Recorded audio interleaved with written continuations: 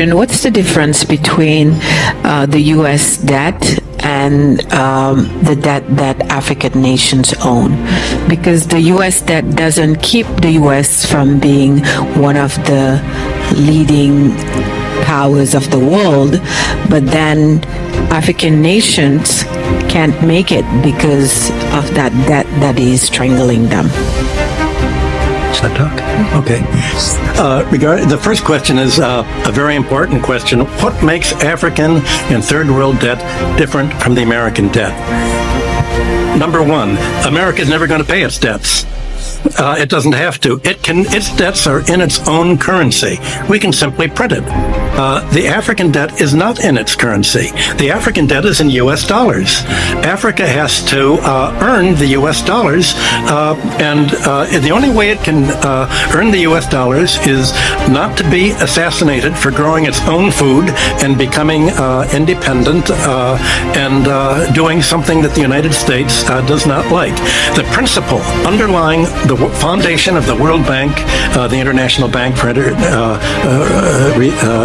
IBRD, research, the World Bank, is that no country should grow its own food. Africa and the third world should only grow export crops.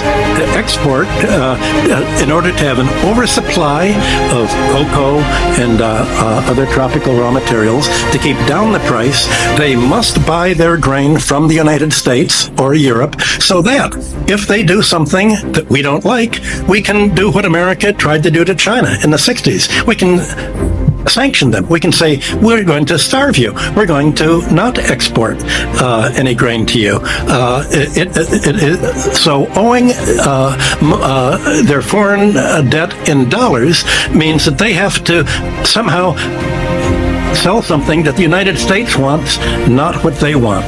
I think the most evil organizations in the world today are the World Bank and the International Monetary Fund. And my book, Super Imperialism, that I wrote in 1972, is all about that. The largest purchasers of the book were the Defense Department and the CIA. I was immediately, the organization I worked for was given a $85,000 Defense Department contract for me to come to explain to them how American imperialism worked, and they used it as a how to do it book. They thought it was just spontaneous, and I had written the book thinking that socialists in third world countries would do something about it, and indeed it was translated into Spanish and other languages, but it was really the Defense Department that applied most of this, and I was amazed when I was invited to the White House to explain how imperialism worked. And my boss said, we've run rings around the British imperialists. This is how to do it. You make them owe the debts in your currency, not their own. You control their central bank and make them financially dependent on you, and then you've got a stranglehold for them. So certainly the third world countries should cancel the debts under the odious debt principle. I haven't been able to convince any of them to do it because they said if we do that, the CIA will kill us.